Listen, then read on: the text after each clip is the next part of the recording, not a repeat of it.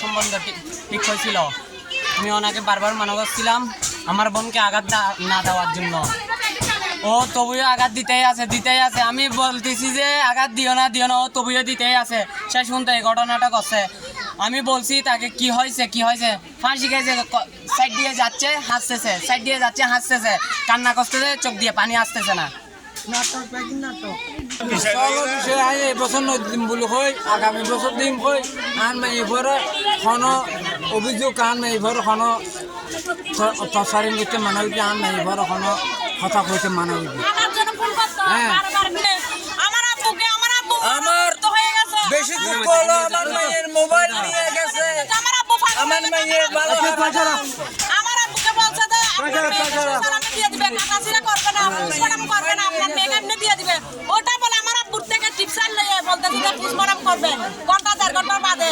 তদন্তের মধ্যে গেছে যে আমার আব্বুকে ফেলে রেখে থানার মধ্যে রেখে ওরা গেছে তো তদন্ত করতে। আমার বোনের বিচার চাই।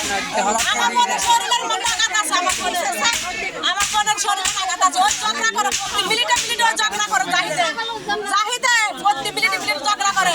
আর ছাগলের জন্য না করবে তো এটা কি গ্যারান্টি আছে? ওই ঝগড়া করছে আমার বোনের জন্য। আমার বোন এরকম করার মেয়ে না, আমার বোনের বিচার চাই আমরা। এখন আপনাদের হত্যা করলে আপনার মামলা করছেন? আমরা মামলা করতেছি। আমার আব্বুকে ফাঁসা ফেলছে তো ওরা। কিরকম আমার আব্বুকে বলছে যে ওর পোস্টমর্টম করবে না, আপনার মেয়ের পোস্টমর্টম করবে না, আপনার একটা সেন দেন, আপনার মেয়ের পোস্টমর্টম না করবে জন্য সুসালামত আপনার মেয়েকে আপনাকে গছাই দিবে। ওটা বলছে যে ওরকম বলছে। আমার আব্বু বলছে যে আচ্ছা ঠিক আছে দেন।